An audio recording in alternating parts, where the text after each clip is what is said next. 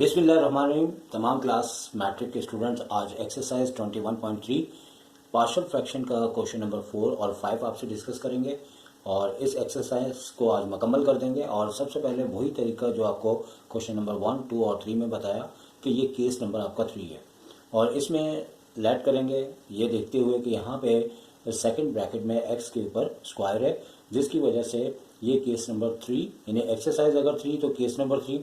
अगर ब्रैकेट के अंदर एक्स स्क्वायर या दूसरे अल्फाज में क्वाड्रेटिक इक्वेशन है तो इसका मतलब है ये केस नंबर आपका 3 है। और इसमें पोजीशन या लेट जब करते हैं तो थोड़ा सा फ़र्क आ जाता है। अगर आपके पास ये ब्रैकेट लीनियर फॉर्म में है और एक्स की पावर 1 है तो 21.1 की तरह आप a अपॉन एक्स प्लस 1 ले लेंगे, जबकि जो क्वाड्रेटिक इक्वेशन होगी उसकी पोजीशन में आपने ये करना है कि प्लस बी एक्स यानी एक्स स्क्वायर है तो एक पावर कम करते हुए बी एक्स प्लस सी। और बुक में ऐसा क्वेश्चन मौजूद नहीं है, लेकिन अगर ऐसा हो कि यहाँ एक्स क्यूब हो तो मैं बार बार कह रहा हूँ कि यहाँ पे फिर इस पोजीशन में बी एक्स स्क्वायर प्लस सी एक्स प्लस डी इस पोजीशन होगी। तो पार्शियल फ्रैक्शन का जो तरीकाकार है हमें उसे फॉलो करना होगा। इसमें हमारी अपनी कोई सोच नहीं चलेगी, जो इसका तरीकाकार है हमें उसे ही फॉलो करना है। तो एलसीएम लिया लेफ्ट पे जो है अपॉन में यानी कि डिनोमिनेटर में, राइट में भी वही चीज़ आ जाएगी और आने के बाद दोनों कैंसिल होगी और फिर आपका जो न्यूमिनेटर दोनों बचे आपके पास उसे नंबर 2 रिलेशंस कह देंगे। अब यहाँ पे आपको लीनियर फैक्टर जो दिया हुआ था यहाँ से x की वैल्यू हमने मालूम की 0 को इक्वल रखते हुए x प्लस 1 इक्वल टू 0, तो x की वैल्यू -1 आ गई। और रिलेशन नंबर 2 में हमने जहाँ जहाँ x था वहाँ पे वैल्यू रखी और ये टेक्निक जानते हुए कि यहाँ पे x की जगह जब हम -1 रखेंगे तो ये पूरा रिलेशन हमारा 0 हो जाएगा। यही वजह है कि यहाँ 0 है। बाकी ये वाला और ये पूरे तीनों टर्म्स में x की वैल्यू रखने पे जैसे हम पहले करते आ रहे हैं वैसे करते हुए, क्योंकि बात को डिटेल्स के बजाय मैं मुख्तसर इसलिए कर रहा हूँ कि इससे पहले ये तमाम चीज़ें मैं बता चुका हूँ। तो ऐसे तमाम स्टूडेंट जिन्होंने डायरेक्ट ये क्वेश्चन देखा है इसके लिए आपको 21.1 से सीखनी होगी। और तमाम बच्चे ये वाज़ेह तौर पर सुन लें कि कुछ टॉपिक्स होते हैं वो आज ही मतलब पहले क्वेश्चन में ही वो सारे क्वेश्चन कवर हो जाते हैं, लेकिन ये चैप्टर ऐसा है कि जब तक आपकी 21.1 आपकी क्लियर नहीं होगी फिर उसके बाद ही 2 होगी, उसके बाद ही 3 होगी, उसके बाद ही 4। यानी कि ये एक इस तरह की मिसाल है कि एक लंबी सीढ़ी है और चारों एक्सरसाइज पे एक ही लगाई गई है। आप 21.1 करते हैं तो आप एक मंजिल जितने ऊपर जा चुके होते हैं और 2 करते हैं तो 2 मंजिल तक जा चुके हैं।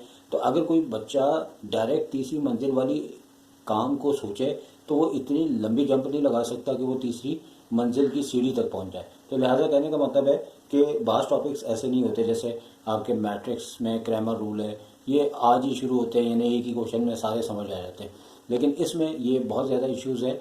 तो लिहाजा वो तमाम स्टूडेंट जो कि डायरेक्ट इस एक्सरसाइज को सीख रहे हैं तो यकीनी तौर पर उनको मैं बता देता हूँ कि उनको समझ में नहीं आएगा जब तक कि आप पीछे का आप नहीं समझेंगे। तो भाई ए की वैल्यू आ चुकी है और थोड़ी सी बीच में आपको नसीहत की और उसके बाद हमारा जो रिलेशन नंबर 2 है वहाँ से हमने इस तरह का प्रोसेस करना है जो कि इससे पहले 3 क्वेश्चंस में किए हैं कि हमने ए एक्स स्क्वायर और उसके बाद यहाँ से बी एक्स स्क्वायर बनाते हुए आपने एक रिलेशन बनाया जो कि ए की वैल्यू आ चुकी थी और लेफ्ट हैंड साइड पे चूँकि यहाँ पे 3x स्क्वायर लिखा था 3x स्क्वायर आ गया। अब एक्स स्क्वायर एक तरह से कॉमन लेके दोनों साइड पे ख़त्म हो गया और हमने ए की इसको रिलेशन नंबर 3 करके ए की वैल्यू हमने पुट कर दी है और पुट करने के बाद बी भी आ चुका है जो कि आपके पास 3 में से 1 लेस करके 2 आ चुका है। आगे जो है नंबर 2 में आपने एक और रिलेशन उसी तरह से बनाया है और ये कांस्टेंट का रिलेशन था और 3a plus C equal to 1। अब जैसे ही आप क्वेश्चन देखेंगे तो जो कांस्टेंट का रिलेशन है वो आप देखेंगे कि आपके पास क्या बन रहा है। तो कांस्टेंट का जो रिलेशन है आपके पास वो अगर आप गौर करें तो a आपके पास 3 से मल्टीप्लाई हो रहा था और फिर c 1 से मल्टीप्लाई होता था और उसी तरीके से हमारे पास ये एक नंबर 4 रिलेशन बना है। अब हमने करना क्या है कि यहाँ पे a की वैल्यू को पुट करना है और पुट करने के बाद आपके पास c की वैल्यू भी आ जाएगी जो कि -2 है और पुट कर देना है रिलेशन नंबर 1 जो स्टार्टिंग में हम इस पोजीशन में करते हैं। a की वैल्यू 1 b 2 c b आपके पास -2 है तो यहाँ यकीनी तौर पे पहले a था जो कि 1 आ चुका है और यहाँ bx था जो कि 2x आ चुका है और यहाँ पे c था जो कि -2 आया। इस तरीके से ये हमारा आंसर आ चुका है। अब इस एक्सरसाइज का लास्ट क्वेश्चन नंबर 5 भी आपको एक्सप्लेन कर देते हैं और यहाँ पे भी एक आपका लीनियर फैक्टर है, एक क्वाड्रेटिक है और लेट किया a अपॉन एक्स प्लस 1 और plus B x plus C upon x square plus 3। Relation number 1 हो गया, एलसीएम लिया गया, दोनों साइड पे एलसीएम लेने के बाद नीचे के कैंसिल होने के बाद आपके पास रिलेशन नंबर 2 आ गया है और यहाँ से जैसे इससे पहले किया था x+1 की वैल्यू को 0 रखते हुए x की वैल्यू -1 आई, जो कि आपने नंबर 2 में पुट करनी है। और जैसे ही आपने 2 में पुट की तो a की वैल्यू आपके पास 1 आ चुकी है। और बिल्कुल शुरू के 4 क्वेश्चन की तरह से अब यहाँ अगर आप देखिए नंबर 2 से हमने क्या हासिल किया, ax² + bx² = 1x²। ये आखिर हमने कैसे किया? अगर हम ये सारे ब्रैकेट आपस में मल्टीप्लाई कर लेते तो आपके 2-3 स्टेप्स इसमें ज़्यादा हो जाते, लेकिन आपको आसानी हो जाती। लेकिन अगर डायरेक्ट जीनियस स्टूडेंट बनना है तो आप ये देखें कि x² और a को अगर हम मल्टीप्लाई करें तो ax² आ जाता है। और यहाँ पे x² किस तरह से आ सकता है? सिर्फ bx और x को अगर हम मल्टीप्लाई करते हैं तो इसके अलावा x² की कोई भी टर्म यहाँ से नहीं आ सकती, तो ये bx² आई। और लेफ्ट हैंड साइड पे 1x² लिखा है तो 1x² लिखने के बाद x² कॉमन लेके दोनों साइड से कट हो गया और a का रिलेशन 3 बन गया और a मतलब a + b का रिलेशन नंबर 3 बन गया और a की वैल्यू आपने 1 रखी है नंबर 3 में। तो यहाँ से आपने b की वैल्यू निकाली जो कि 0 आ चुकी है।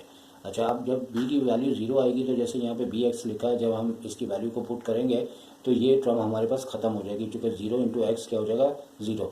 तो याद रहेगी a की जैसे वैल्यू 1 है तो वो तो यहाँ पे आ जाएगी, लेकिन अब जो c की वैल्यू हम फाइंड आउट करेंगे वही वैल्यू यहाँ पे लिखी जाएगी, क्योंकि b हमारे पास 0 हो चुका है और इस सूरत में हमारा जो है वो bx ख़त्म हो जाएगा।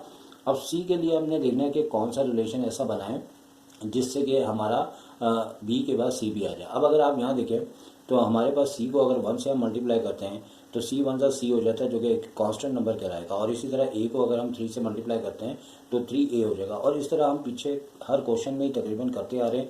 इसी वजह से इससे पहले वाले क्वेश्चन में ये बात हमने इतनी ज़्यादा आपको डिटेल से नहीं बताई। लिहाजा यहाँ पे अगले पेज पे जाने से पहले देखें a को 3 से मल्टीप्लाई करना और c को 1 से करना, और यहाँ कांस्टेंट हमारे पास +2 है, तो यानी कि क्या रिलेशन हमारा बन जाएगा? 3a + का c = 2। तो स्टूडेंट देख सकते हैं जैसे कि कहा वैसे ही आपका ये रिलेशन बना है। और ये रिलेशन बनने के बाद आपने इसको नंबर 4 कहना है, a की वैल्यू को नंबर 4 में पुट किया तो वहाँ से c की वैल्यू आ चुकी है, तो c = -1 हो गया। और इसके बाद आपका a b c तीनों फाइंड आउट हो चुके हैं और ये वैल्यू को हमने नंबर 1 रिलेशन जो हमें स्टार्टिंग में हम सपोज करते हैं a की जगह 1, लेफ्ट हैंड साइड बिल्कुल वैसे ही रहता है और b जैसे कि 0 हुआ था और c -1 आया और हमारे पास प्लस माइनस करते हुए ये माइनस का हो जाएगा। और इस तरीके से पार्शियल फ्रैक्शन कंप्लीट हो गई और एक्सरसाइज हमारी एंड हो गई 21.3। और मैं तमाम स्टूडेंट्स से ये बात कहना चाहूँगा कि अभी जैसे कि मैंने अपने चैनल पे पार्शियल फ्रैक्शन की 3 एक्सरसाइज का हर क्वेश्चन आपको एक्सप्लेन किया है, जो कि आपको प्ले लिस्ट से मिल जाएगा। लेकिन अभी मेजॉरिटी कराची के तमाम स्कूलों में ये चैप्टर स्टार्ट नहीं हुआ। लिहाजा कहने का मतलब है कि ये चैप्टर चूँकि नया आया है और पहले ये सेकंड ईयर में था और जब हम लोग पढ़ा करते थे तो ये फर्स्ट ईयर में 11 चैप्टर था और 5 एक्सरसाइजें थी। तमाम ऐसे दोस्तों को और ऐसे तमाम साथियों को इस चैनल के बारे में आपको बताना होगा, ताकि ये मेहनत ना सिर्फ आपके लिए बल्कि तमाम ऐसे स्टूडेंट जिनको इस चैप्टर में आप स्कूलों में पढ़े, आप कोचिंग सेंटर्स में पढ़े, अल्लाह करे आपको बहुत अच्छा समझ आ जाए। इन केस अगर प्रॉब्लम हो तो फिर आप इस चैनल पे आके फ़ायदा उठा सकते हैं। लेकिन इस सूरत में थोड़े से आपके कमेंट्स की कमी महसूस होती है। कमेंट्स होंगे तो काम करने में मज़ा आएगा। और इसी के साथ मैं आपसे इजाज़त चाहूँगा। टेक केयर, अल्लाह हाफ़िज़।